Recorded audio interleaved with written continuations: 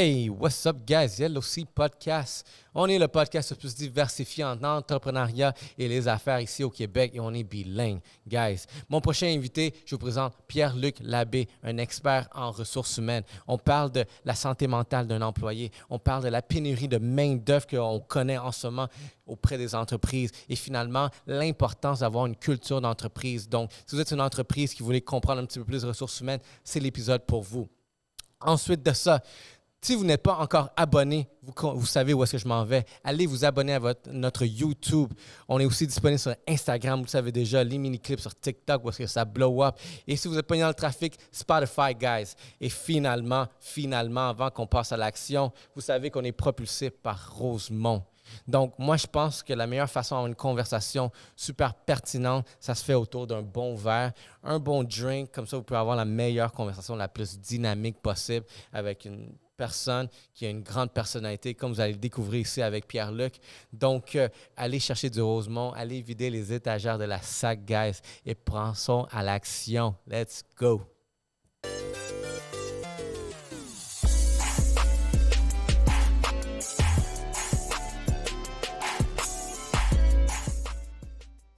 Fin vingtaine, on va dire, puis j'avais un client dans sa soixantaine. Fait que un OG là, de vraiment la business en finance. Là. Puis j'ai réalisé où est-ce que j'ai réussi à le closer quand j'étais moi-même, j'étais au naturel. Puis lui, il a aimé ça. J'en vois des sous de passer tous les jours qui essaient de me pitcher des choses, qui sont toujours en train d'être flamboyants puis me montrer que je suis meilleur que l'autre. Puis c'est pour ça qu'il faut que tu me prennes moi. Mais quand il a vu que la personne qui était différente, qui était soi-même, puis que tu pouvais créer une relation avec, il a accepté ça. Oui, absolument. C'est comme un petit peu ma job en recrutement. Il y en a qui a beaucoup de parallèles à faire avec la vente. Je me déclare pas vendeur non plus. Je suis pas du type, le recrutement est une expérience de vente, mais il y a quand même plusieurs parallèles à faire avec ça. Puis c'est la même chose, je trouve, en contexte d'entrevue d'embauche. Il y en a qui vont arriver en tant qu'intervieweur en entrevue d'embauche, super sérieux, très structuré, à essayer d'être impartial, tout ça. Puis moi, j'essaie de briser ces cadres-là puis de dire, come as you are, tu essaies d'embaucher quelqu'un pour travailler avec toi en tant qu'être humain dans ton équipe. Pourquoi tout d'un coup, en contexte d'entrevue, on devient une espèce de robot bizarre, un peu awkward? Je trouve que ça ne fait pas de sens. Puis justement, d'essayer d'avoir une conversation un peu plus fluide autour d'un être humain, puis ses motivations, puis qu'est-ce qu'il veut, ça te donne beaucoup de jus, puis ça te donne beaucoup plus d'un petit peu d'éléments pour venir analyser une candidature versus un formulaire structuré avec un format robot. Là.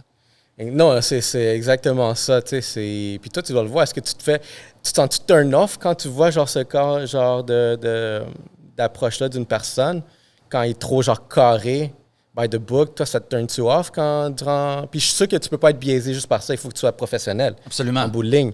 Mais quelque part, comme l'interpersonnel, la personnalité de la personne aussi, tu vois que, regarde, j'ai ce mandat-là, puis je veux que tu fais dans cette équipe-là. Puis en ce moment, tu viens vraiment avec tous les coins bien carrés, là, puis ça, c'est une équipe qui sont très loose. Oui, absolument. En fait, moi, ce que j'essaie de faire, c'est de rendre la personne la plus à l'aise possible.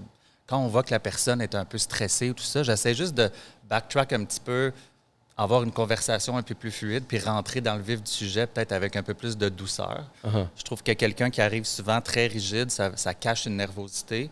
Puis c'est stressant, une entrevue d'embauche, on s'entend. Fait que j'essaie de créer un contexte un peu plus informel, justement, pour venir mettre la personne à l'aise. Là, quand on parle d'embauche, c'est changer une job, c'est stressant. C'est un gros move, c'est des moves de vie. Puis c'est quand même à prendre au sérieux, mais quand même, je pense d'avoir une discussion informelle à propos de tout ça, puis leurs ambitions, puis qui ils sont en tant qu'être humain versus parle-moi de tes 3 qualités, tes 3 défauts, tout ça. Je trouve que c'est des questions qui ne se posent plus aujourd'hui.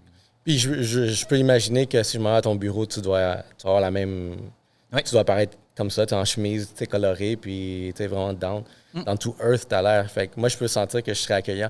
Est-ce que, admettons, si je m'en vais comme ça à ton entrevue, est-ce que ça passe, même si on clique? Ah, absolument. Je trouve que, premièrement, juger quelqu'un par son habillement, c'est un petit peu 1990, là, les gens qui arrivent bon, ça. en soude. C'est sûr que moi, je travaille dans les industries créatives. Là. Tu veux pas de soude, là, genre vraiment? Absolument pas. Les cheveux, les tattoos, les piercings, tout ça, en fait, c'est les gens, ils embrace ça aujourd'hui. Quand on parle de diversité et inclusion, c'est ça aussi, d'avoir des gens de plein de backgrounds, de plein de mindset. Puis ça vient avec des looks différents aussi. Puis moi, je ne jugerai jamais quelqu'un par son habillement. C'est cool, ça, que ce n'est plus un tabou parce que les personnes, tu vois, les personnes comme elles sont, Genre, tu sais, au bureau, là, genre, ça, c'est l'entrevue que tu m'as donnée. Je veux que la même personne, quand on est en pleine action. Oui, puis je pense qu'il y a façon d'être professionnel, comme tu as dit tantôt. Tu sais, on parle quand même d'un contexte de travail, mais on peut être pro et informel. Tu sais, on peut se jaser autour d'un verre puis avoir quand même les mêmes éléments qu'on aurait dans une entrevue structurée, par exemple. Tu sais. Je pense que de venir casser ces cadres-là, ça fait en sorte qu'on a accès à l'humain un petit peu plus rapidement. Exact. Mais c'est cool, tu sais, vraiment que, admettons, notre génération, puis, tu sais, on a comme créé ça. Je dirais en sorte parce que, tu vois, regarde, c'est nous les options. Fait que, qu'est-ce que tu veux? Tu prends nous ou tu prends l'autre? Fait que tu peux pas me juger sur mon apparence. Absolument. Puis, tu sais, il faut aller droit de l'avant directement. Fait que, parle-moi de ton agence de placement, Rome. Oui. En fait, on est une agence spécialisée en acquisition de talent puis en ressources humaines. On se définit pas vraiment comme une agence de placement. En fait, c'est un petit peu le cadre que j'essayais de briser en, c'est ça, c'est un en ancien fondant terme, l'entreprise. Oui, exact. On voit souvent les recruteurs un petit peu comme des vendeurs de chars là, qui viennent closer des deals. Puis moi, j'essaie de venir un petit peu casser ce cadre-là pour vraiment venir travailler sur l'expérience candidat puis m'assurer qu'on a le meilleur match entre un employeur potentiel puis le processus tout au long de ça aussi, tu sais, comment les entrevues se passent, comment le candidat se sent, qu'est-ce qu'on y fait vivre, jusqu'à l'expérience employée aussi, quand les gens arrivent à l'intérieur des organisations, comment on fait pour créer une expérience qui est cohérente avec ce qu'on leur a vendu. Tu sais. Fait qu'on est un petit peu plus qu'une agence de placement. On est plus là, par exemple, pour vraiment des stratégies d'acquisition de talent puis de gestion des ressources humaines. Y a-t-il un terme que tu pourrais utiliser au lieu d'agence de placement? Tu sais, admettons, je prends mon exemple, agence marketing. Ça, c'est qu'est-ce que j'étais, mais j'aime pas le terme. Ça fait trop encore là, genre... C'est galvaudé un peu, oui. Oui, genre... Puis, tu sais, les nouveaux termes, c'est en ce moment... J'aime le nouveau terme qu'on a ici avec le studio, c'est un studio créatif. Puis, je m'appelais aussi boutique marketing, où est-ce que je voulais tout le temps personnaliser l'expérience d'un client de comment j'allais procéder à la gestion de son marketing. Toi, as-tu, genre, trouvé un nouveau terme? Parce que je sais que tu m'en as lancé une... Oui, on est plus en consultation. On est des consultants en acquisition de talent puis en gestion des ressources humaines. Puis comment tu vois la créativité derrière ça? Parce qu'on dirait que j'ai vu un peu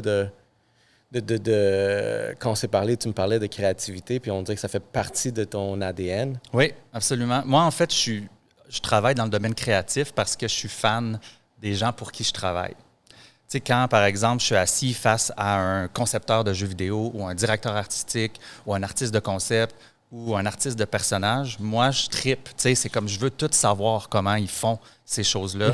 Je suis super passionné par le processus créatif. Puis ces industries-là sont quand même assez spécifiques aussi. Tu sais.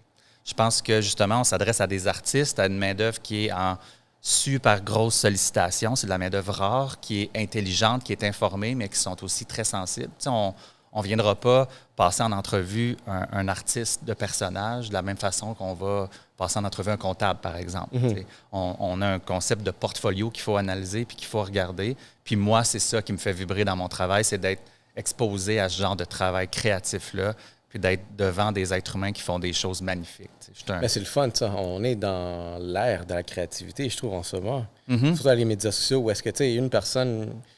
C'est rendu que la personne n'a plus besoin d'avoir, genre, peut-être un emploi, tu sais. Si tu es assez, genre, débrouillard, hustler même, puis avec ton cellulaire, tu peux créer un brand, tu peux créer, genre, une business par toi-même, tu peux faire tellement de choses. Fait que les créateurs, en ce moment...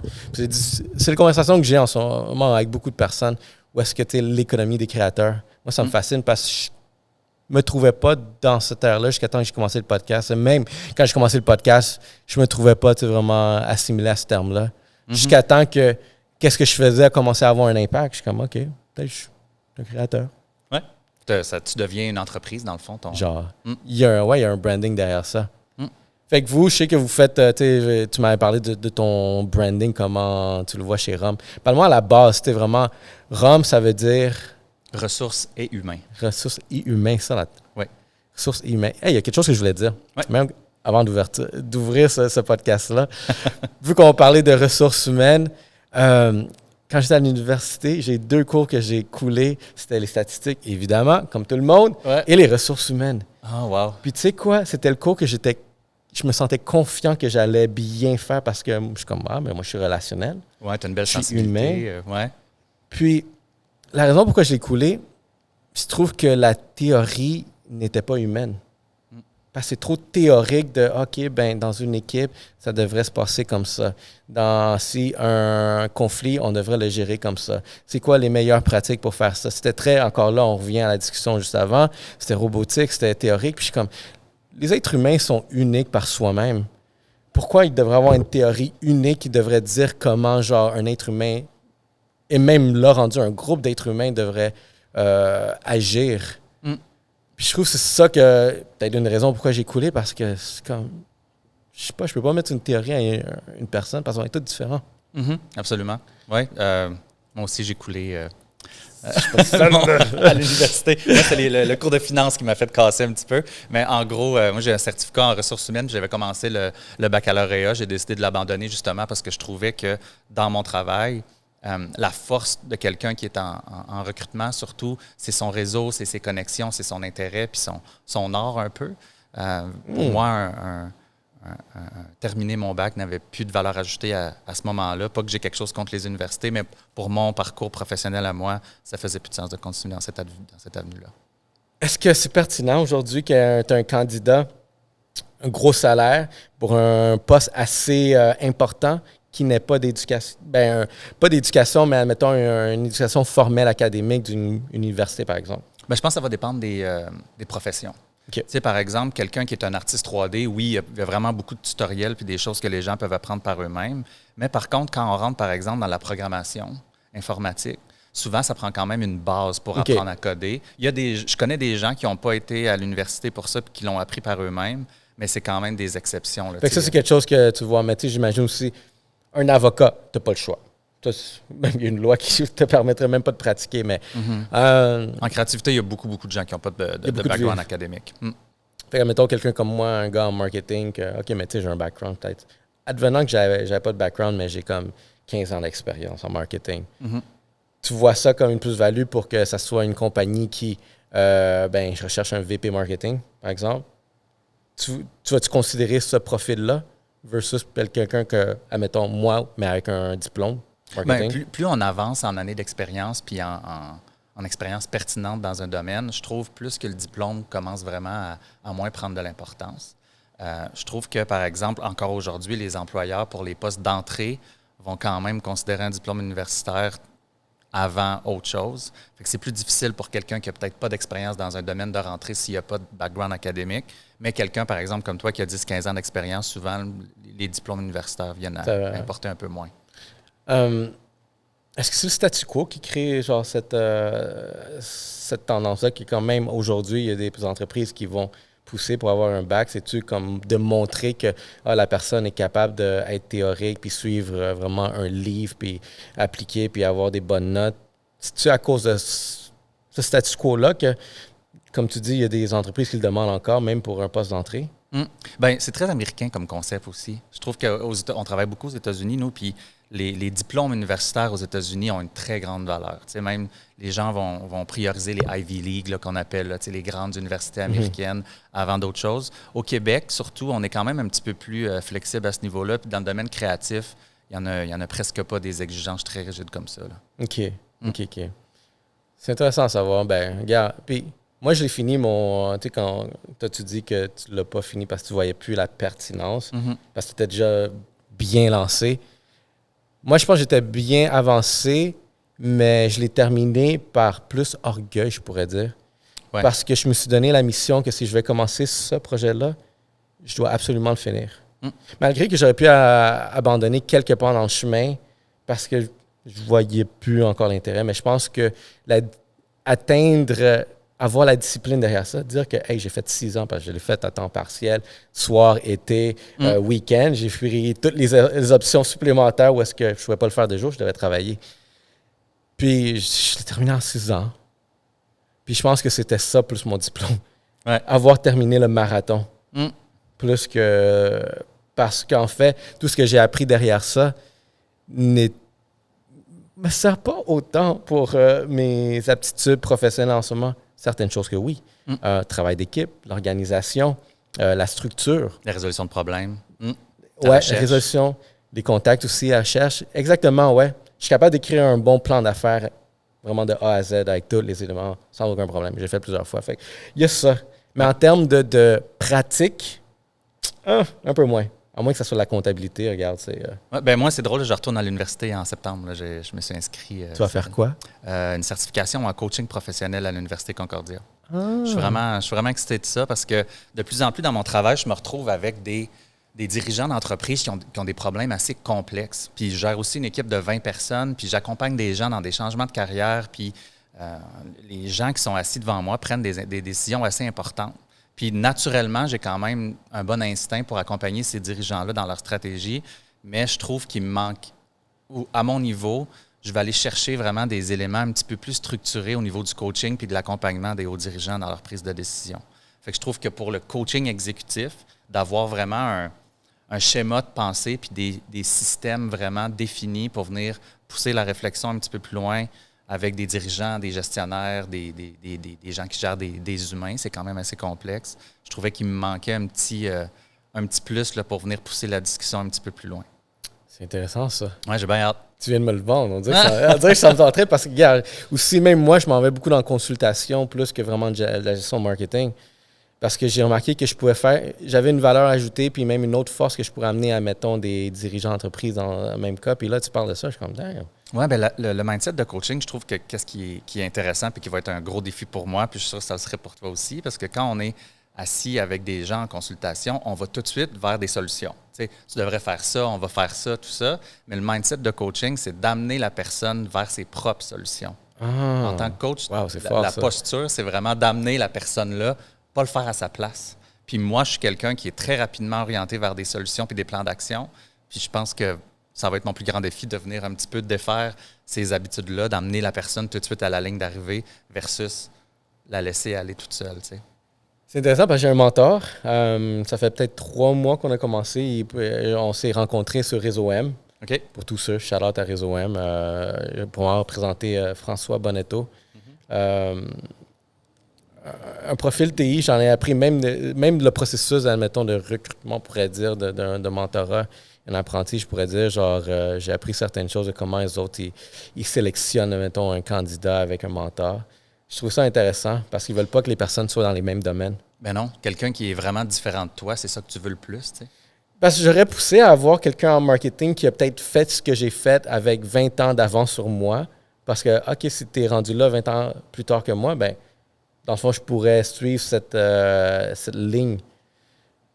Mais quand il me dit comme non, on ne veut pas vraiment parce que, exactement, tu veux quelqu'un différent de toi qui va peut-être voir des choses d'un autre point de vue, ça va être plus efficace pour ça. Puis je suis comme, OK, go for it. Ouais, moi, je dis oui à tout. C'est une super belle introduction dans le sujet de la diversité puis de l'inclusion. Les gens parlent de ça souvent, puis moi, c'est un sujet qui me tient beaucoup à cœur. Tu sais, les dirigeants vont dire « Ah, ça nous prend une équipe diversifiée. » Puis il y a beaucoup de gens qui le font pour le poster, là, d'avoir des gens de plein de couleurs puis plein de backgrounds. Puis j'ai un petit problème avec ça. J'ai un problème avec ça aussi. Mais la vraie diversité, c'est vraiment dans les points de vue différents. Puis ça vient avec des différents backgrounds culturels. Puis quand tu as une équipe qui est beaucoup diversifiée, c'est là où l'innovation arrive parce que tu as ces différents points de vue-là. Fait que souvent, quand les dirigeants m'arrivent en disant « Ah, OK, ça nous prend plus de personnes comme ça, puis comme ça. » Il faut vraiment pousser la discussion un petit peu plus loin à ce qu'ils le fassent pour les bonnes raisons, puis pas juste pour le poster, puis bien paraître. T'sais. Oh mon Dieu, tu viens d'ouvrir une grosse porte ici qui est lourde parce que moi, ça m'embête beaucoup. Moi, je suis comme, embauche-moi pas parce que je suis brun, là. Parce que tu veux que je fasse partie de ton inclusion, là. Embauche-moi parce que j'ai les compétences, puis je vois la chose de la même façon. C'est comme je ne sélectionne pas vraiment, je sais pas de balancer quelque chose. Ben, c'est un phénomène qui s'appelle le tokenism, là, où est-ce qu'on vient utiliser des personnes avec des backgrounds différents pour un petit peu être les poster child d'entreprise ou d'un projet. Puis je trouve que c'est pas tout le monde qui vient de background diversifié qui a le goût d'être un advocate pour la diversité. T'sais. Je pense qu'il faut quand même laisser la voix à ces gens-là de s'exprimer comme ils veulent, puis de ne pas utiliser ça non plus. Puis c'est un phénomène qu'on voit beaucoup aujourd'hui. T'sais. Devrait-on, genre, dans cette discussion, devrait-on juste faire les entrevues les yeux fermés, puis on dit même pas le nom, juste genre... Il y a des systèmes déjà qui existent comme ça, où est-ce que les candidats vont s'appeler le lapin heureux, puis tu n'as pas son nom, parce qu'encore aujourd'hui... Juste par le nom, tu peux juger? Absolument. Non, encore aujourd'hui, quelqu'un qui applique au Québec avec le nom Julie Tremblay versus un nom étranger, il y a des tests qui ont été faits où est-ce qu'on parle à peu près de de 50 plus de taux de réponse avec le même CV. Là. Ça existe encore aujourd'hui.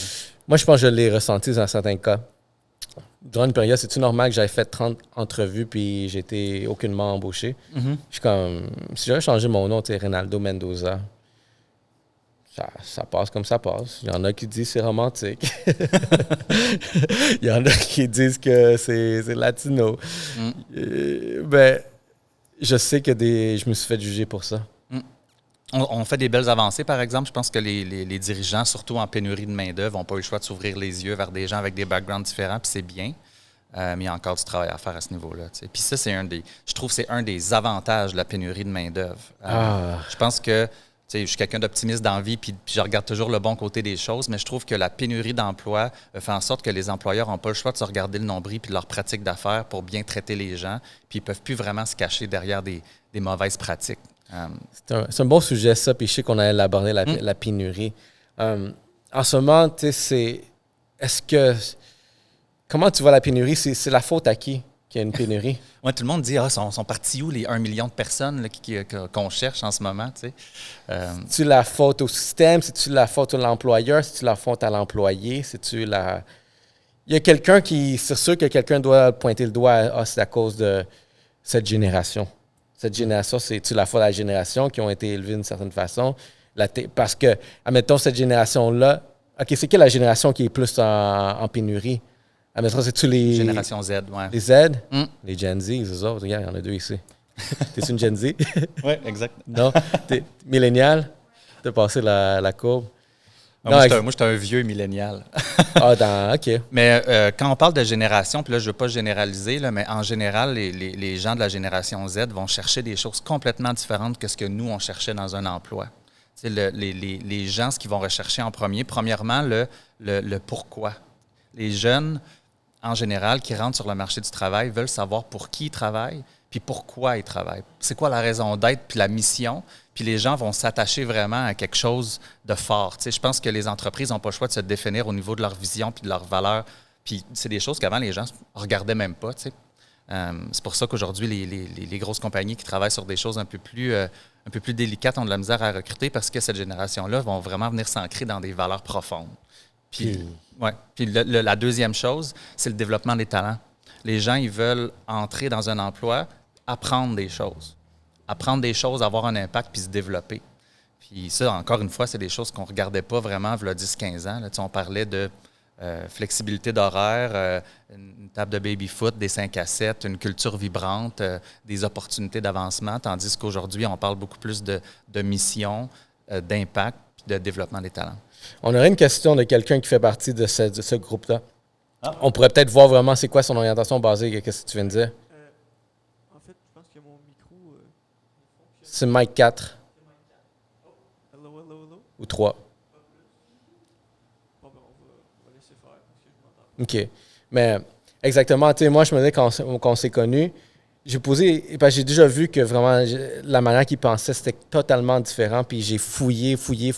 C'est quoi qui fait de cette génération? Puis on n'est pas si loin de la mienne. On parle juste d'une dizaine d'années de différence. Puis c'est justement ça, le pourquoi j'ai trouvé, parce qu'il y a le sentiment qu'il faut qu'on fasse quelque chose pour une raison derrière ça. Et non plus... L'argent, c'est un motivateur, mais pas le plus important, ce que j'ai réalisé.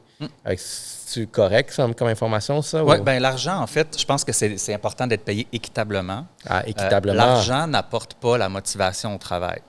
En fait, ça peut causer des frustrations, mais ça ne motivera jamais quelqu'un sur le long terme.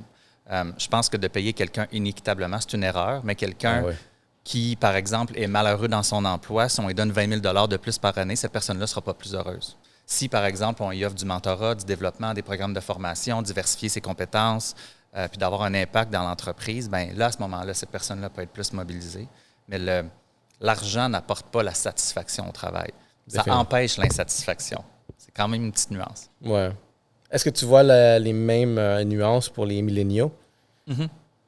Où les milléniaux sont... Parce il y a beaucoup de choses qui se disent par rapport aux milléniaux. Où est-ce que on est comme cette génération-là qui a la plus de la misère à s'acheter une propriété, par exemple, à cause de plein de choses qui se passent économiquement, surtout l'école. Mais c'est plus américain, ça aussi, je dirais. Pourrais-tu dire ça? Oui, puis au niveau des salaires, bien, je pense que ça dépend des domaines aussi. Mais par exemple, dans mon domaine où on parle de, par exemple, effets visuels, jeux vidéo, créativité, tout ça, il y a quand même une hausse des salaires importante à cause de cette pénurie de main-d'œuvre-là. Puis les employeurs aussi, avec tout ce qui est en ligne, puis les outils en ligne, puis l'information qu'on peut aller chercher, un employeur qui paye inéquitablement par rapport à sa compétition va se faire rattraper à un moment donné. Fait que je pense que les employeurs, maintenant, n'ont plus vraiment le choix de payer les gens équitablement par rapport à leur valeur, ce qui fait quand même descendre leur marge de profit. Puis on le voit en ce moment, mais je pense qu'avec tout ce qui est disponible en ligne comme information, les employeurs n'ont plus le choix d'avoir des systèmes un petit peu plus transparents par rapport à leurs échelles salariales. Est-ce que la pénurie, admettons, si on voit où est-ce qu'on est dans le temps, est-ce qu'on le voyait déjà avant la pandémie ou c'est vraiment la pandémie qui était l'élément déclencheur qui fait en sorte... Parce que là, qu'on a commencé plus à entendre parler le terme « pénurie », parce que tout le monde a perdu leur job, puis après, personne ne voulait venir travailler. Mais les personnes ont quand même des besoins de continuer à se nourrir, à payer leur loyer. Fait ils font des revenus quelque part d'autre. Est-ce que le monde sont rendus plus indépendants? Travailleurs autonomes ou oui, c'est... il y a un phénomène pendant la pandémie qui est mondial, qui s'appelle la grande démission. Où est-ce que... Oui, c'est un phénomène aussi de Great Resignation. Il y a plein d'articles sur le sujet. Puis dans le fond, c'est un phénomène où est-ce que justement les gens, quand ils ont été pris à la maison, ont eu des grosses crises existentielles par rapport à pourquoi ils travaillent. T'sais. Qu'est-ce que je suis en train de faire en ce moment? T'sais? En train de vendre des téléphones, puis des cartes de crédit, puis à me brûler, pourquoi? Puis il y a beaucoup de gens qui ont vraiment fait un shift dans leur domaine. Des gens qui travaillaient dans des grosses compagnies de TI qui ont décidé de s'ouvrir un salon de thé ou d'aller travailler sur une ferme. Ça, il y a beaucoup quand même de ça dans la pénurie de main-d'œuvre. Mais il y a d'autres choses aussi qui viennent entrer en ligne de compte. Là, les départs à la retraite, il y en a beaucoup. Des secteurs économiques qui sont en gros développement aussi. Quand on regarde les jeux vidéo, là, pendant la pandémie, les gens y jouaient beaucoup. Fait que c'est une industrie qui est en pleine ébullition en ce moment. Fait qu'il y a beaucoup de création d'emplois aussi qui se fait dans ces secteurs. Il n'y a pas assez de main-d'œuvre? Non, il n'y en a pas assez, définitivement pas. Ben, tu as une question? Oui. Vas-y. Salut. Salut. Merci.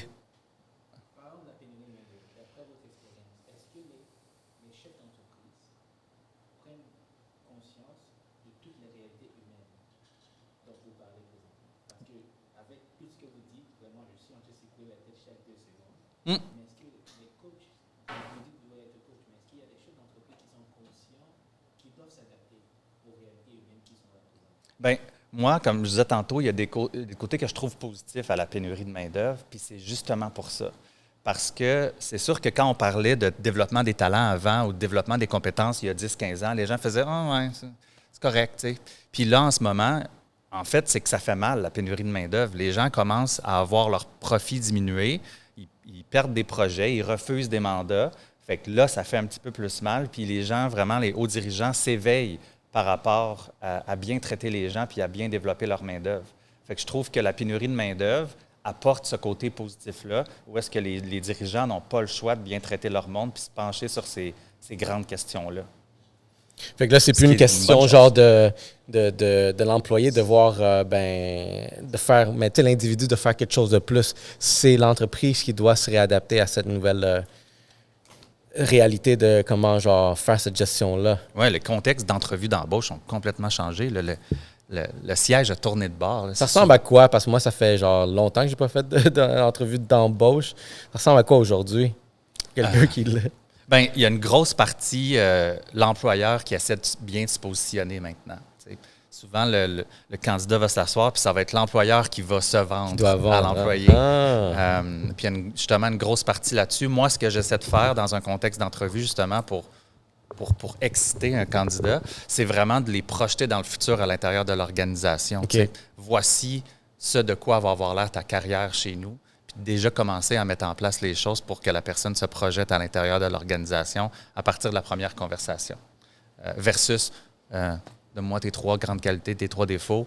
La conversation est plus vraiment autour de ça. Là. Ouais, parce que juste sur mes défauts, mes qualités, tu es capable de prendre une décision que je suis le candidat pour ce poste-là. Mm-hmm. Mais, OK. Puis, admettons, tu vois-tu que on est... Alors, je sais pas si on est dans une récession ou on devrait rentrer dans une récession, mais on est dans une période d'inflation. Ça, on ne peut pas se le cacher.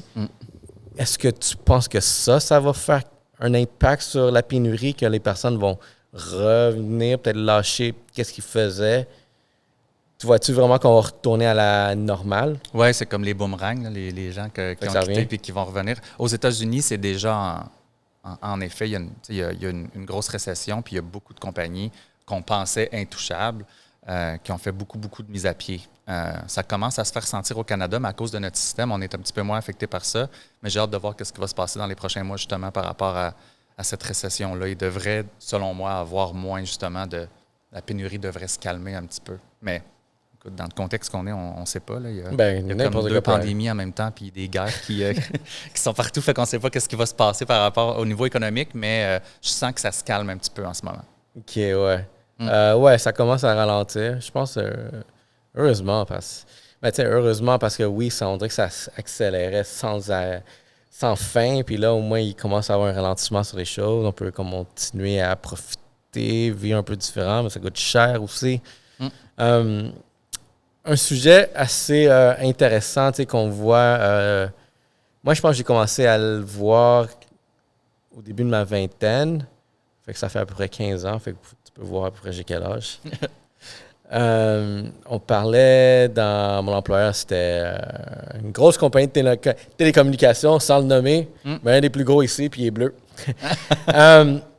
J'étais dans une équipe où est-ce que plusieurs personnes callaient des burn-out. Ouais.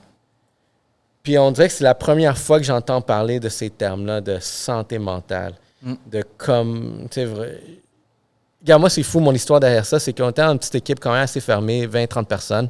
Ouais. Puis, j'ai une collègue, boum, ça va en burn-out. Un autre, burn-out.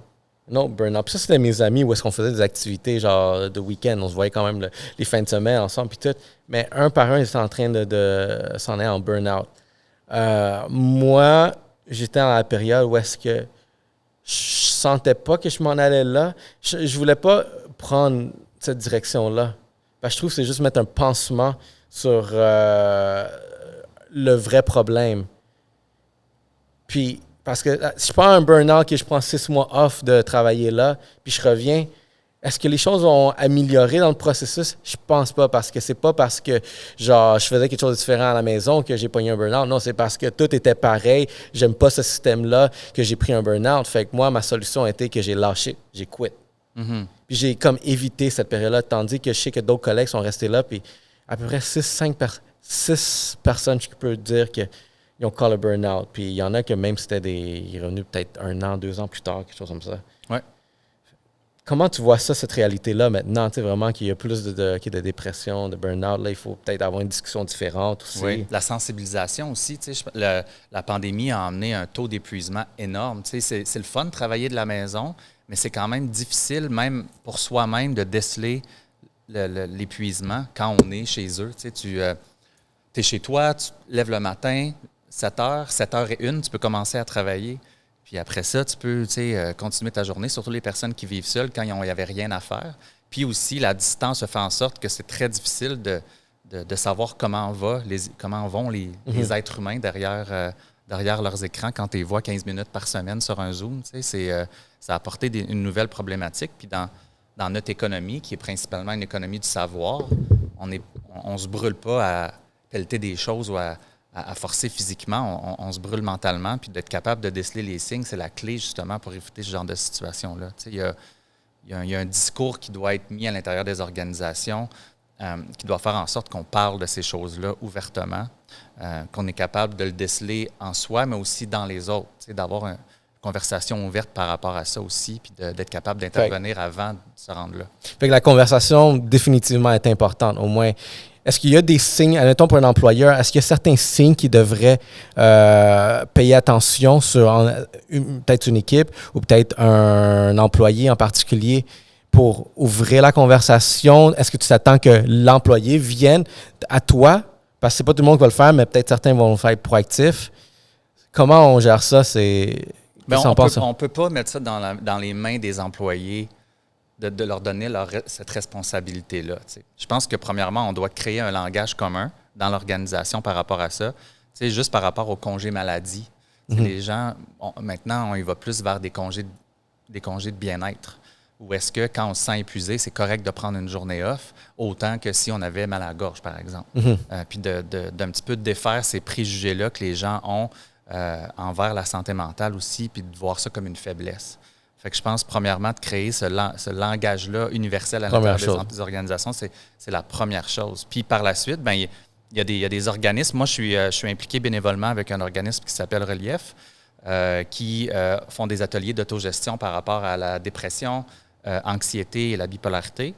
Puis ils font aussi, il y a un niveau professionnel où ils font des ateliers d'autogestion pour les entreprises, où est-ce qu'ils viennent justement donner des outils aux gestionnaires, mais aussi aux employés à comment gérer ce genre de problématiques-là. Puis c'est super intéressant qu'est-ce qu'ils font. Puis c'est une cause qui est très, très près de moi. Ben non, définitivement. Puis moi, j'aime ces discussions-là parce que j'en ai eu des discussions par rapport à la santé mentale sur d'autres contextes, mais ici, c'est intéressant de le voir vraiment dans le contexte organisationnel, entreprise. Puis justement, ma femme est en ressources humaines, fait qu'elle me partage tout plein de cas où est-ce que, tu sais, les autres aussi sont en train d'essayer de remédier des choses parce que c'est une PME, mais qui est très grosse à la fois, qui roule, tu sais, vraiment des consultants TI. Fait qu'elle m'en parle de ces choses-là, puis elle m'aborde tout plein de choses, regarde. OK, le langage, avoir la discussion, bon, je pense que ça serait dans le top 1. Puis la sensibilisation, tu sais, je pense que pouvoir informer ton équipe, tes employés que tu sais, la porte est ouverte, n'hésite pas, tu sais, vraiment, si quelque chose va mal, au moins viens parler à quelqu'un.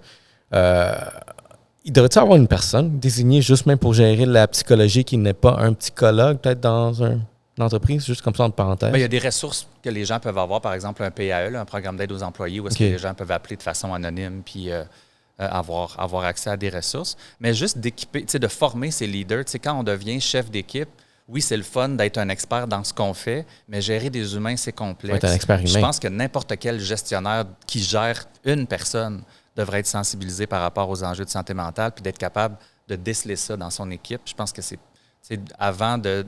Faut pas se mettre non plus dans le rôle du psychologue, justement, en tant que gestionnaire. Là, on n'est pas des psychologues, puis on n'est pas formé pour ça, mais je pense qu'il y a façon de former des gens pour qu'ils soient capables, justement, d'intervenir à ce niveau-là dans leurs équipes.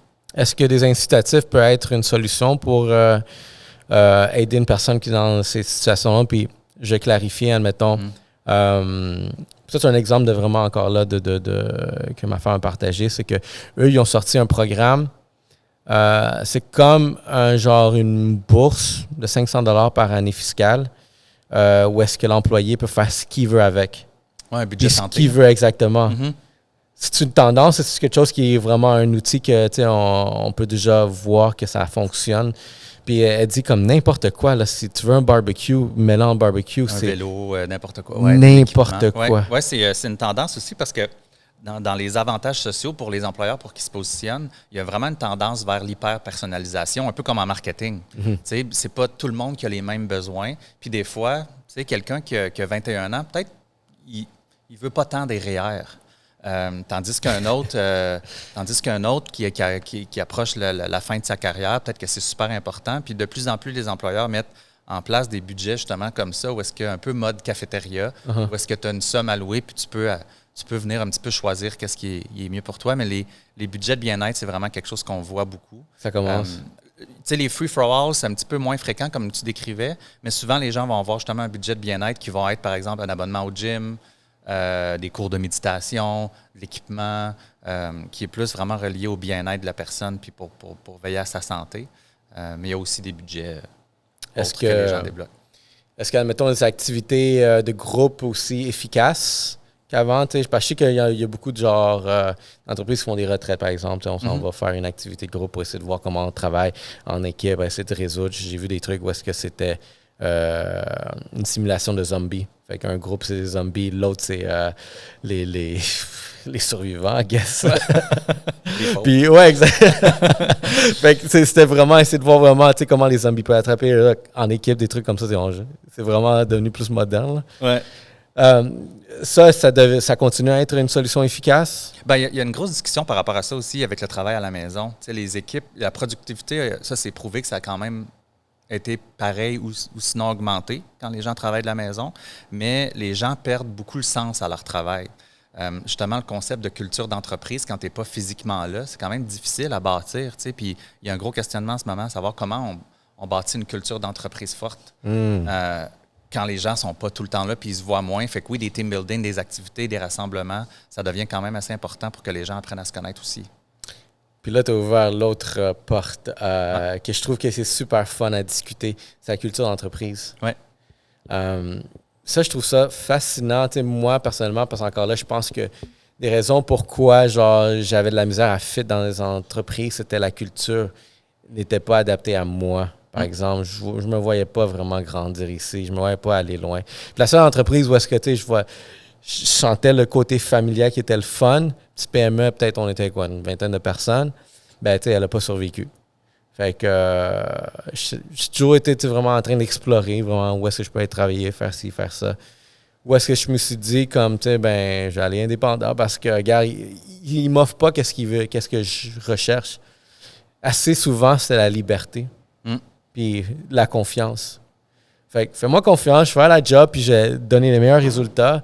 Mais aussi, tu sais, sois pas sur mon épaule en train de me respirer puis me dire est-ce que vous avez fait ça? C'est comme, je suis pas ce type de personne-là. Puis c'est une des raisons pourquoi je pense que quand je me suis lancé vers l'entrepreneuriat, où est-ce que je peux faire ce que je veux. Le client, même mes clients, genre, ils se foutent de comment tu fais les choses. Dès que ça arrive, ça marche, ça fonctionne, cool. C'est ça que je veux. T'as quitté cette job-là à cause d'un boss, pas à cause de l'organisation. Tu sais, souvent, les gens vont se joindre à une compagnie pour l'organisation, mais vont quitter à cause d'un boss, tu sais. Ben ça, c'est vrai. Boss, elle était sévère. Elle était sévère avec moi. Ça paraît. Je suis comme, je l'ai encore. Succès à chacun. Mais l'entreprise aussi, la culture était vraiment pas pour moi. Puis je pense que la seule raison pour que je suis allé là, parce que c'était à côté de chez moi. Puis j'étais désespéré pour une job aussi. Mais culture d'entreprise, parce que là, j'ai beaucoup de discussions avec des entreprises où est-ce que moi, je pense avoir trouvé un produit qui... C'est pour ça que la formation de coaching, je pense que ça serait super efficace pour moi parce que ça me permettrait de mieux comprendre un dirigeant puis comment placer certaines choses que je vois. Puis, je prends l'exemple encore là, aussi simple que ça, c'est le podcast, comment c'est, je trouve que ça permet pour les personnes qui sont éloignées, de se sentir plus inclus. Où est-ce que tu vois les personnes de ton emploi discuter, avoir une conversation ouverte comme on est en train de le faire en ce moment, portant sur l'entreprise, portant sur la culture, portant sur les employés, portant sur l'événement qu'on a eu là. Tu vois les dirigeants. Mettons, je pense qu'il y a quelque chose que moi j'avais suggéré parce que j'ai envoyé une soumission, on est en discussion, toutes les choses, on va voir comment ça va, mais des capsules que je trouve qui seraient super pertinentes à voir, c'est le mot du président. Ouais. Que c'est la personne qui, comme... Je pense que beaucoup de présidents, en ce moment, se sentent comme il faut que je sois le plus accessible à mes employés le plus possible, mais on s'entend que c'est la personne aussi la plus demandée dans l'entreprise. Vraiment, quand c'est une grosse entreprise de 300 employés, c'est comme... C'est de la misère, puis je suis comme, hey, tu sais quoi, on est dans un air où est-ce qu'on peut créer du contenu, mettre une caméra, avoir ce sujet conversationnel-là, il n'y a rien de scripté ici, là, on n'est aucunement préparé, puis on peut jaser, prendre un verre même rendu là. Charlotte à Rosemont pour les conversations allumées qui nous permettent d'avoir, mais on peut avoir cette conversation-là, puis tu peux sentir, hey, je l'ai dans mes oreilles, je peux continuer à travailler, puis c'est cool de découvrir. C'est une grosse tendance en ce moment, les espèces de podcasts internes, là, où est-ce que les gens, ils parlent de sujets X, puis ils rassemblent les gens autour de quelque chose, puis c'est pas obligé justement d'être super corpo, puis super carré. Là. Tu sais, nous, on en a une fois par mois, les employés chez nous peuvent avoir un sujet X, puis débattre de ça avec toute l'équipe. Puis on fait juste jaser dans le fond. Puis ça, c'est quand même assez puissant justement pour développer une belle culture d'entreprise. Puis je trouve que c'est pour ça la marque employeur, tu sais, culture d'entreprise, le branding. C'est quoi en ce moment qu'une entreprise peut faire pour essayer d'attirer, genre... Parce que ça, il y a une pénurie, mais fait que là, il faut que tu fasses de la pub, il faut que tu promouvoies toi comme entreprise, que ici, c'est l'entreprise qui va te faire grandir, parce que ça, c'est vraiment où est-ce qu'on veut aller, plus focus sur les intérêts de la personne, plutôt que, hey, tu vas faire plus d'argent ici, puis on est coté sur la bourse, on fait ci, fait que quelles sont les techniques en ce moment, les tendances que tu vois pour une entreprise de pouvoir se promouvoir de cette façon-là? Les médias sociaux, ça marche? Oui, bien, en fait, souvent, les entreprises viennent vers des gens comme moi en ressources humaines parce qu'ils ont des défis d'attraction. Puis souvent, ils vont penser qu'ils n'ont pas le choix d'investir des dizaines de milliers de dollars dans des sections carrière, puis des vidéos, puis des postings, puis des grosses bases de données. Mais souvent, ce que je donne comme conseil aux gens quand ils entreprennent ça puis qu'ils ont peut-être une moins grande entreprise, tout passe par le contact humain. Tu sais, peu importe la section carrière que tu as puis les vidéos qui flashent, la façon dont tu traites les gens dans un processus d'embauche va tout changer. Tu sais, initier la conversation, l'entrevue, elle se passe comment? Tu sais, on parle beaucoup d'expérience employée puis de culture d'entreprise, mais il y a aussi l'expérience candidat qui est à définir. Puis pour moi, avoir une belle expérience candidat pour une entreprise, ça coûte $0. Parle aux gens, donne-leur des feedbacks, initie une vraie conversation, donne un processus d'entrevue qui est agréable. Bien, à ce moment-là, le taux de réussite par rapport à entrevue versus embauche va vraiment monter. Fait que peu importe qu'est-ce qu'on investit au niveau du marketing RH, qui est super à mode ces temps-ci, je trouve que la conversation qu'on initie avec chacun des individus, puis comment on les traite, c'est la façon d'embaucher un petit peu plus rapidement en ce moment. On a une question? Oui. OK. Est-ce que vous constatez qu'au Québec, il y a est-ce que la majorité des entreprises ont un département de ressources humaines? C'est une question comme ça. Généralement, oui. Habituellement, c'est lorsque les entreprises atteignent à peu près 50 personnes qu'il y a quelqu'un qui est à temps plein, qui est dédié aux ressources humaines. En bas de ça, bien, il y a des gens comme nous. Nous, c'est ça qu'on fait aussi. Oui, on fait du recrutement, mais on fait aussi du conseil en ressources humaines, où est-ce qu'on peut être là, par exemple, une journée par semaine dans les organisations, des choses comme ça. Mais la fonction ressources humaines, avant, on voyait beaucoup ça comme un centre de dépenses. T'sais, on voyait ça comme un mal nécessaire. Les RH, il faut aller là pour les contrats, les mises à pied, etc. Mais là, présentement, je trouve que ce qui est le fun, c'est que la fonction RH, elle devient primordiale au bon fonctionnement des entreprises. Moi, je trouve ça intéressant parce que ça nous permet de s'amuser un petit peu plus dans notre travail, mais la fonction RH, maintenant, est très importante. Justement pour ça, la rétention, l'attraction, la culture d'entreprise, le développement du leadership, la formation, c'est des sujets quand même chauds en ce moment.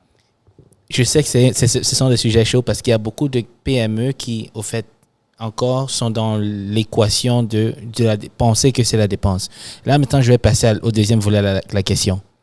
RH versus recruteur. Parce qu'il y a aussi une tendance d'embaucher des recruteurs, surtout dans le domaine où je travaille, la construction. Ouais. Les compagnies se concentrent sur beaucoup plus donner des contrats aux recruteurs, mais le suivi maintenant, parce que le RH, c'est vraiment le suivi humain dans la compagnie, si je ne me trompe pas. Ouais. Certaines compagnies manquent ça parce qu'ils ont investi dans le recruteur et ils se disent, bon, c'est fini, la personne est dans la compagnie, tout est bon. Mais d'habitude, la rétention, comme vous parlez, n'est pas là. Donc, qu'est-ce que vous voulez comme message donner à l'industrie? Les professionnels en RH, est-ce qu'ils doivent être comme RH et recruteurs en même temps ou continuer la tendance de garder seulement les recruteurs? Bien, je pense que ça dépend des gens aussi, puis ça dépend des organisations. Le recrutement et les ressources humaines, c'est deux jobs différents. Il y a des gens qui vont aimer les deux, mais de plus en plus, on associe le recrutement au marketing puis aux communications, puis les ressources humaines plus justement au développement des talents. Puis selon moi, c'est deux professions. Moi, j'aime les deux. Puis souvent, les organisations qui sont plus petites vont devoir avoir des gens qui ont un profil un peu plus généraliste pour justement être capable de faire toute la chaîne, si on veut. Mais selon moi, c'est vraiment deux jobs. Il y a des gens qui sont excellents en RH qui ne veulent rien savoir du recrutement, puis il y a des gens qui sont en recrutement qui ne veulent absolument rien savoir des RH. Puis ça, c'est vraiment une question personnelle parce que c'est question d'intérêt. Puis c'est deux jobs différents qui se différencient de plus en plus, en fait. Merci pour la question. Super question intéressante. Ouais, bonne question. Parce que même moi, genre, ça a toujours été vague, genre, recruteur, c'est-tu un ressource humaine ou c'est... Je sais pas, mais... Avant, moi, quand j'ai commencé dans le domaine, le recrutement était un poste d'entrée. On voyait ça comme un poste administratif. Là, c'était la crotte de nez des RH que les gens disaient. C'est comme... C'est une petite job tu sors de l'université, tu fais ça une couple d'années pour après ça avoir accès à un poste en RH. Puis là, présentement, les recruteurs sont très en demande. C'est un métier qui est super valorisé justement à cause de la pénurie de main-d'œuvre puis qui est très, très, très rattaché au marketing et aux communications. Puis comment... Je pense que ce serait un bon moment pour emmener le point que je voulais emmener tantôt. Ah, OK. Tu m'entends? Alec? En tout cas, je peux vous le demander à vous. Tantôt, on parlait de l'économie des créateurs. Ouais. C'est comme si on s'en va de l'économie des contrôleurs qui ont tout le pouvoir. Là, on s'en va j'essaie de voir un peu l'éducation là-dedans, elle est où? Elle est située où dans ce cheminement-là? Tu veux dire le parcours académique? De contrôleur, une société avec des gens en pouvoir qui justement, dans une entreprise, la personne qui recrute, ben, c'est une position d'admin, mais là, ça s'en va plus profond, puis plus de complexité. Mais est-ce que ça, tu apprends ça à l'école ou tu apprends ça dans l'entreprise, dans le leadership de l'entreprise? J'essaie de voir un peu comment que le système scolaire pourrait être, dans le fond, dans les entreprises, directement, à la place de passer à travers un endroit théorique, puis après ça, pratique. Est-ce que je sais pas. Oui, puis il y a des super belles subventions gouvernementales pour ça aussi, puis les entreprises sont vraiment là-dessus. Tantôt, quand je parlais de développement des... Parle directement au mic, parce que tu peux me répondre à moi. C'est bon. Quand je parlais de développement des talents tantôt, il y a des gens qui font ça dans la vie, justement, de venir bâtir des programmes de formation interne pour les entreprises, puis c'est quelque chose qu'on voit beaucoup, que ce soit par rapport à du mentorat, du co-développement aussi, l'apprentissage par les pairs, ou des programmes qui sont montés par des institutions, mais adaptés aux entreprises, justement, par rapport à gestion d'équipe, des compétences techniques, justement des compétences transversales aussi pour être capable de faire autre chose dans l'organisation. Puis ça, c'est une fonction qui prend beaucoup d'importance en ce moment, justement, pour garder le savoir à l'intérieur des organisations puis développer les gens. Ouais, non, le développement, c'est ça, je trouve que c'est... il y a justement genre un meme, un quote, c'est comme... c'est je pense que c'est le directeur de finance qui parle au CEO qui dit on devrait investir plus sur les compétences de développement personnel de nos employés. Puis l'autre, il dit puis qu'est-ce qu'ils font s'ils nous quittent? Oui. Puis là, il répond qu'est-ce qu'ils font s'ils nous quittent? Puis après, il dit qu'est-ce qu'ils font s'ils restent? Ouais. S'ils le font pas. Ouais. Fait qu'ils restent puis ils sont pas plus avancés. Fait que les meilleurs s'en vont ailleurs, puis nous, on garde ça juste pour de retenir les personnes, mais pour économiser un peu sur l'éducation. On ne peut pas les attacher à leur bureau non plus là, quand on investit dans les gens. Puis justement, d'investir dans les gens, c'est un excellent outil de rétention aussi. Justement, si quelqu'un sent qu'il stagne dans son travail, puis qu'il n'y a pas justement d'opportunité de développement, il va nécessairement aller voir ailleurs pour se développer. Tandis que si à l'intérieur de l'organisation, il y a des systèmes en place pour se développer, bien justement, peut-être qu'il n'ira pas ailleurs. Si le taux de roulement, ça coûte extrêmement cher aux organisations. Quelqu'un qui quitte, là, dépendamment de la fonction, on parle d'un coût à peu près de 3 à 6 mois de salaire par personne qui quitte. Wow. Des coûts engendrés pour l'organisation justement les coûts de recrutement, la perte de profit, l'intégration des nouvelles personnes, le mentorat. Donc, c'est vraiment 3 à 6 mois de salaire. Quand on regarde ça, là, ça peut faire beaucoup à la fin de l'année. Puis de retenir une personne, on peut sauver beaucoup d'argent. Est-ce qu'une entreprise, tu penses, a encore la chance de retenir un employé qui, admettons, il donne ses 2 semaines ou peut-être dans d'autres que j'ai vu 4 semaines de préavis, selon le poste. Puis l'entreprise, tu penses qu'elle a toujours une capacité de retenir, même si la personne a pris une autre décision, ça serait quoi les moyens derrière là? Parce que là, tu me dis comme, c'est quoi que tu veux? Genre, tu veux plus d'argent? Tu veux genre que je t'envoie à l'école? Tu veux plus de congés? Moi, là. Oui, mais en fait, là, je vais parler pour mon opinion personnelle. Selon moi, quelqu'un qui démissionne, il est déjà trop tard. Puis c'est prouvé. Quelqu'un qui donne sa démission, mais que l'employeur, mettons, tente de retenir avec un plus haut salaire ou une promesse quelconque, je pense que c'est autour de 80% à l'intérieur d'un an, les gens, ils s'en vont. Fait que selon moi, quand quelqu'un est rendu à la démission, le move est déjà fait. Juste finir comme il faut. Finir la relation comme il faut, puis sans aucun conflit. Puis c'est pas fou ce que tu dis parce que, encore là, avec ma femme, on a une conversation, elle me parle de certaines personnes. Puis oui, il y en a certains que... Il y a un cas que la personne a joué une carte, qui est un gros gamble. Elle a donné sa démission, elle a dit « l'autre entreprise me donne plus ». Fait qu'eux, ils ont répliqué, ils ont dit « on donne ça ». Un peu inférieur, mais plus de ce qu'elle gagnait actuellement. Elle a pris. Puis derrière ça, il y a comme eu des discussions que c'était faux. Elle a fait juste pour essayer de monter son salaire. Puis l'ironie derrière ça, c'est que la personne est partie quand même. Voilà. C'est ce que je disais. Fait que terminer ça en bon terme, c'est la meilleure des choses. Oui, puis tu sais, justement, au niveau des salaires, je pense qu'aujourd'hui, les gens n'ont pas le choix d'être transparents par rapport à ce qu'ils offrent, tu sais, puis d'être compétitifs. De plus en plus, les entreprises vont vers des modèles très transparents au niveau des échelles salariales. Tu sais, avant, les salaires étaient quand même un gros secret qu'on ne parlait pas du tout. Puis il y avait même des entreprises qui avaient comme politique que les employés n'avaient pas le droit de parler de leur salaire entre eux. Puis là, aujourd'hui, on s'en va vers des modèles très transparents où est-ce que les gens ils savent vraiment qu'à l'intérieur d'un poste, voici comment on évalue le poste, voici la progression possible aussi. Puis les gens, ils savent vraiment vers quel échelon ils s'en vont. Puis quand on a une échelle transparente comme ça peut éviter des frustrations, justement. Intéressant. Puis toi, chez Rome, comment tu vois ça? Est-ce que tu as de la pénurie d'employés? Est-ce que tu en cherches? As-tu de la misère à recruter? Parce que là, c'est drôle parce que c'est... Cordonnier mal chaussé. Exactement.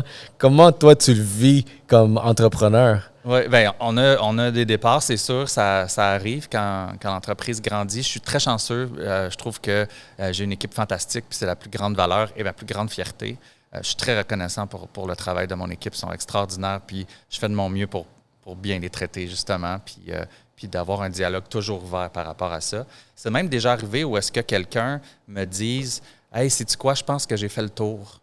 Puis je pense que je suis dû pour aller ailleurs. » Puis cette conversation-là, elle a duré 2 mois. Puis cette personne-là m'a donné 2 mois de préavis. Puis la transition s'est bien faite, puis j'étais d'accord, tu sais.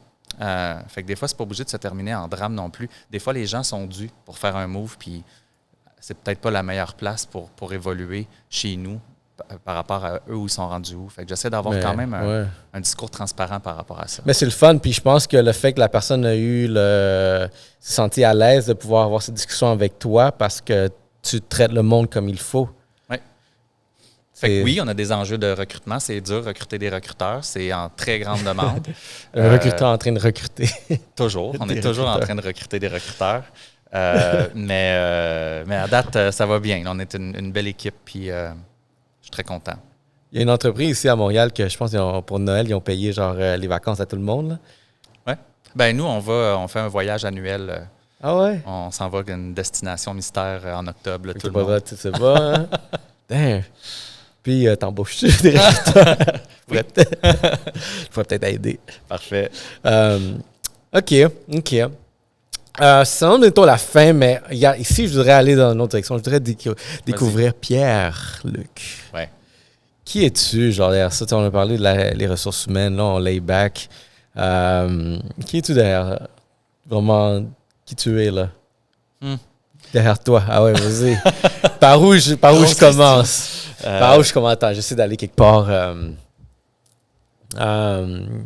Qu'est-ce que tu fais de ton temps libre? En fait, moi, j'ai toujours dit que j'ai fait de ma passion mon travail. Pour vrai, moi, connecter avec des humains, c'est ce que j'aime faire le plus. J'ai des amitiés très fortes, puis j'adore justement voyager, découvrir des nouvelles personnes. Puis, je suis aussi fan des produits que nos clients font. Je regarde vraiment beaucoup de télé, beaucoup de cinéma. Je vais avoir beaucoup de spectacles. J'aime ça jouer à des jeux vidéo. J'aime l'art en général. Fait que pour moi, les connexions humaines, puis le domaine de la créativité, puis les voyages, c'est pas mal mes 3 passions. Ouais. T'es sur Netflix? Oui. T'as-tu vu dernièrement la série qui vient de sortir, The Most Hated Man? Non, j'ai pas vu. Dans le fond, hey, le gars, c'est... Puis je veux pas dire spoiler alert, tu l'écouteras, c'est super intéressant parce que il y avait un site web en 2012 où est-ce qu'il publiait, genre, c'était du revenge porn.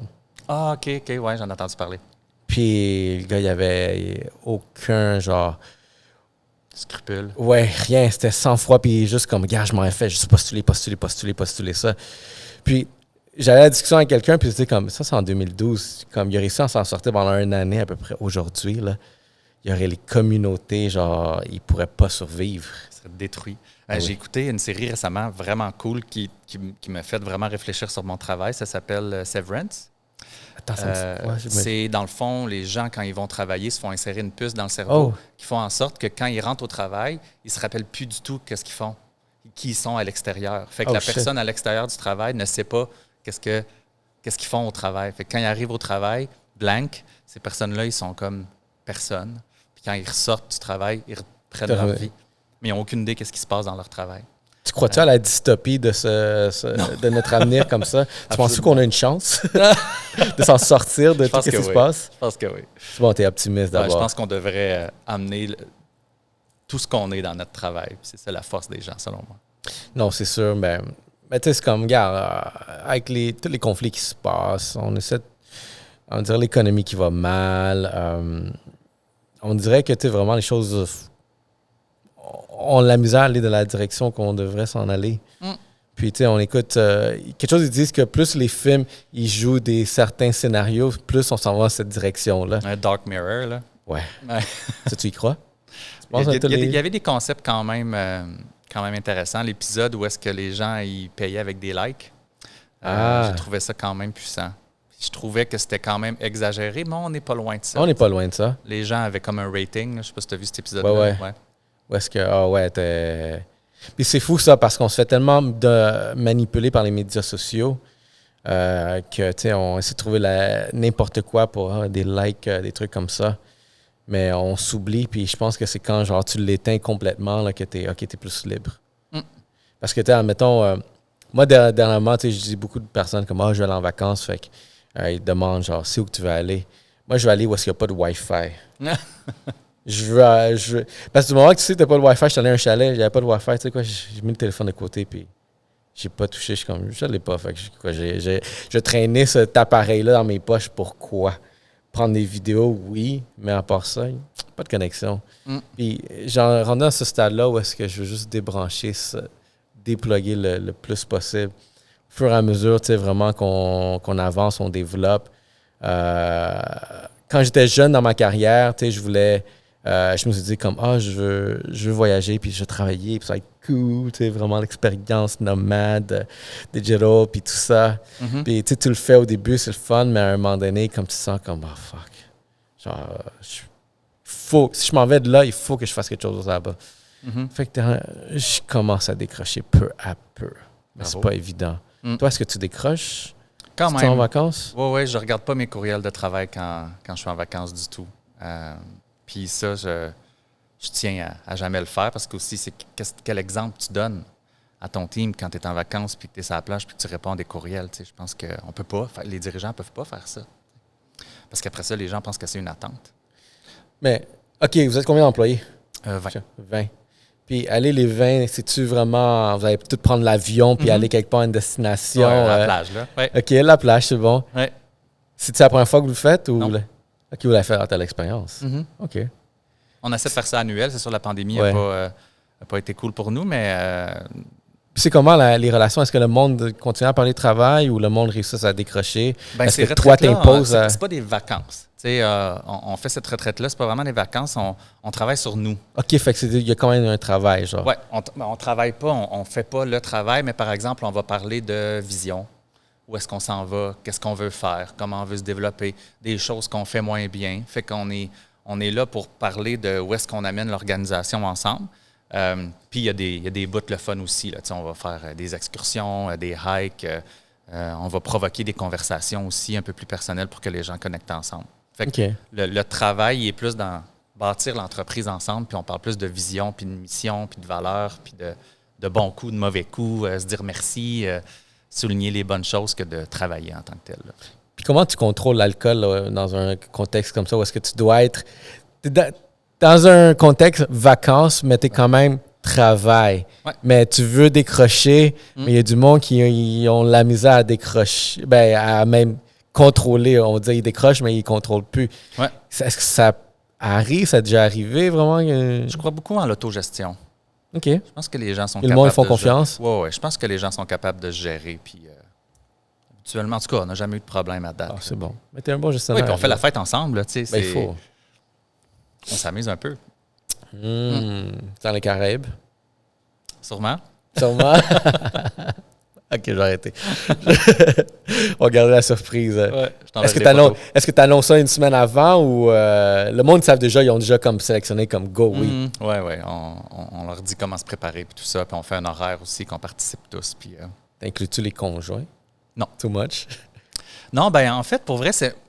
les gens ont différentes opinions par rapport à ça, mais pour moi, tu sais, même les parties de Noël ou les soupers d'équipe, des fois, c'est le fun d'avoir les conjoints, mais je trouve que ça enlève quelque chose par rapport à la cohésion d'équipe, puis vraiment de connecter avec ses collègues pour vrai. Parce que moi, je suis invité. quelque chose. Mais les parties de Noël avec ma femme, ça, là, je suis toujours invité. Là, puis c'est une belle entreprise. C'est vraiment, ils font tout. Vraiment, tu vois que c'est une belle culture. J'aime ça, la culture.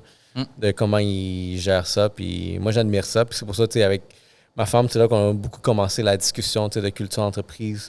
Être dans cette position, justement, où est-ce qu'elle peut avoir un impact.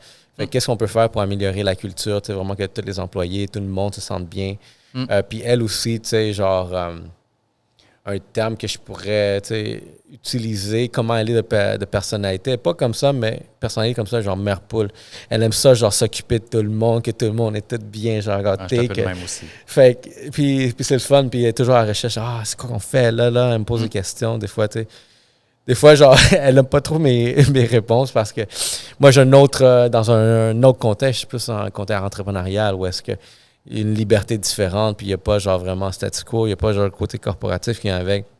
Fait elle me demande mon opinion, puis je suis comme, elle me regarde, je suis comme, OK, laisse faire. Je vais aller vous demander quelqu'un d'autre qui comprend ma situation. Ouais, on reste avec les experts. Puis, je suis fier qu'on ait cette discussion-là parce que c'est Alexandre Quesnel qui nous a mis en contact. Comment tu le connais? J'ai participé à un podcast parce que j'avais parlé de ma santé mentale aux nouvelles.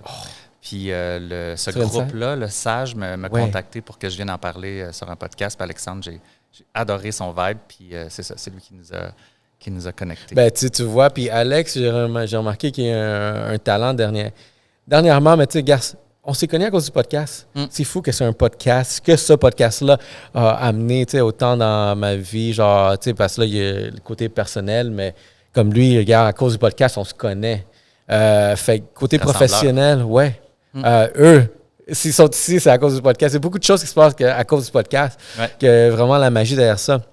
C'est pour ça que je le pousse, vraiment, les organisations. J'ai même un client sur l'entreprise que on fait un podcast pour le service à clientèle, dans le fond, pour être en contact avec leur client.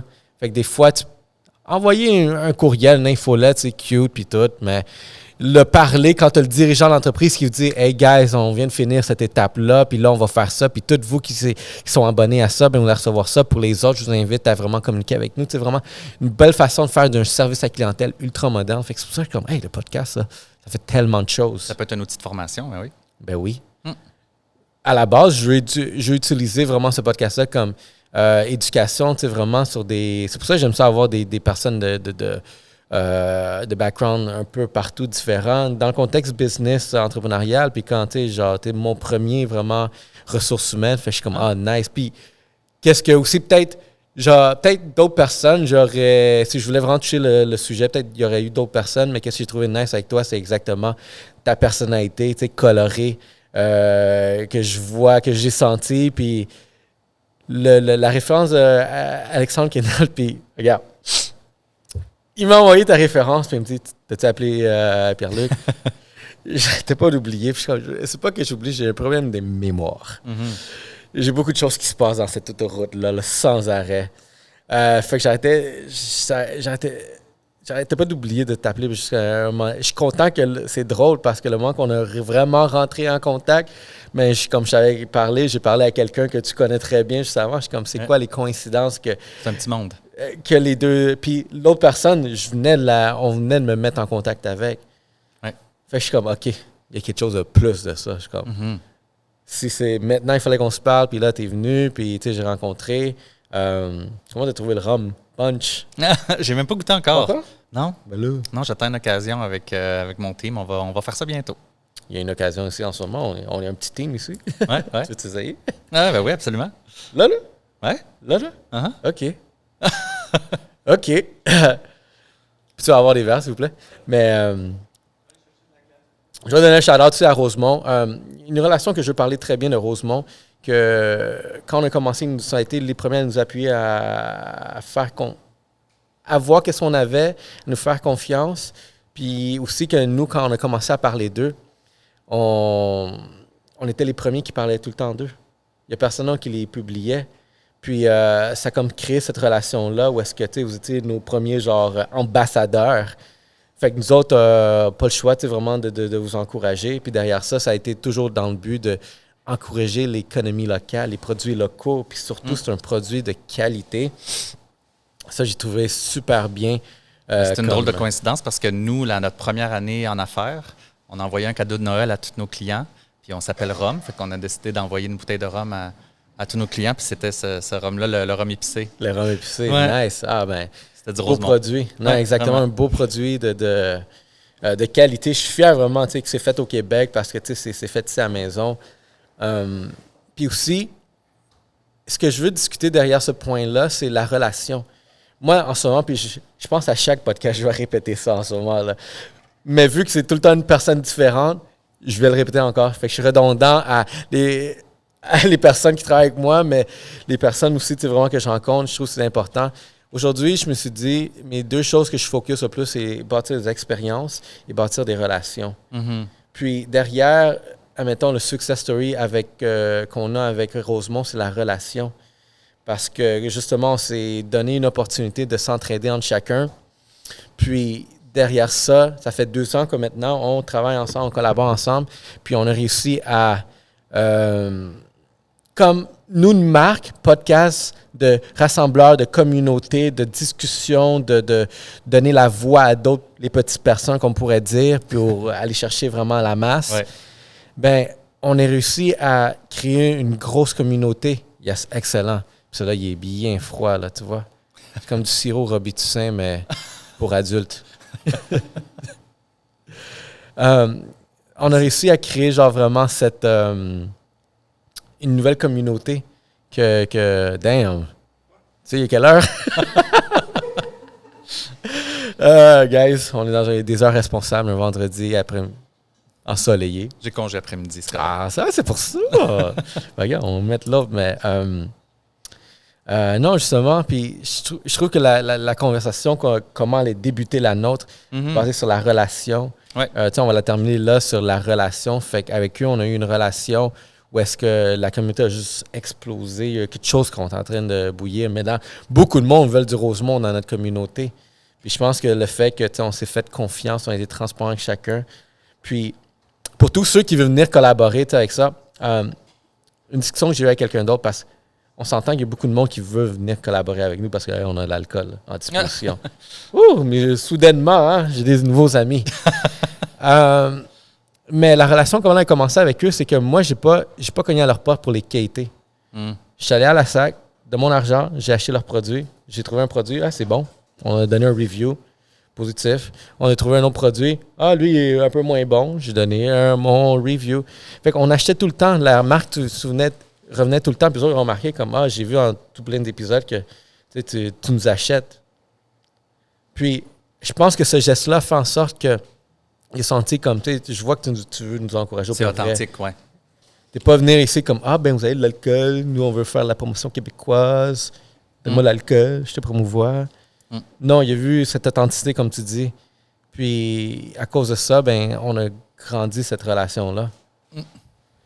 Puis, peut-être la leçon derrière ça, c'est, mets le conseil, la morale, comment tu veux l'appeler, c'est, on aime donner sans avoir aucune attente de recevoir quoi que ce soit. Ça revient toujours anyway. C'est des points toujours. karma. Oui. Tu crois au karma? Ouais. Good. Fait que notre épisode termine ici. Cool. Merci. En tout cas, c'était vraiment le fun. J'en Merci reviens quand beaucoup. tu veux. C'est sûr que tu reviens. Je pense qu'on va avoir une évolution maintenant. Yes. On va toucher ça. Vraiment. Je vais te donner même des suivis sur les projets, comme je te dis, de culture d'entreprise que tu es en train de faire. Puis je pense qu'on va pouvoir. C'est important. Puis je pense que c'est bon que, tu sais, vraiment, quand on va avoir la prochaine conversation, voir vraiment où est-ce que tu en es rendu dans tout ça, vraiment. Puis je vais te donner mon feedback aussi. Tu vas pouvoir me donner un rating comme on est-tu en bonne direction à créer un nouveau monde parce que, comme tu le dis, tu es optimiste qu'on s'en va dans la bonne direction. L'être humain, il va pas s'auto-détruire comme on le voit dans les nouvelles, les médias. Je pense que le plus de relations qu'on crée comme ça, ça nous permet vraiment de vraiment grandir des... Ça donne un sens à ce qu'on fait, je trouve. Oui, the purpose. Ouais. Merci Pierre-Luc. Ouais, merci à toi. Ça fait plaisir. Ouais, très Et aussi cool. podcast, guys.